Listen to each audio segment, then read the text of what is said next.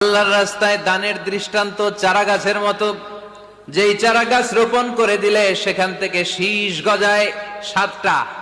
ওই 7টা শীষ থেকে প্রতিটা শীষ থেকে হয় শত শস্য দানা, মানে 700। আপনি 1 টাকা দান করলে আল্লাহ 7 গুণ, 100 গুণ থেকে 700 গুণ বাড়ায় দিবে। আল্লাহর প্রাচুর্যতার কোনো কমতি নাই, আল্লাহর ভান্ডারে কোনো ঘাটতি নাই, আছে? এজন্য দিতে হবে। কি করতে হবে? দিলে নতুন করে আসে, না দিলে আসে না। বিশ্বাস হয়? অনেকে বিশ্বাস করে না। আল্লাহ বলেন, আনফিক ইয়া আদম উনফিক আলাইক। এই বনি আদম, দাও, দিলে আমিও দেব।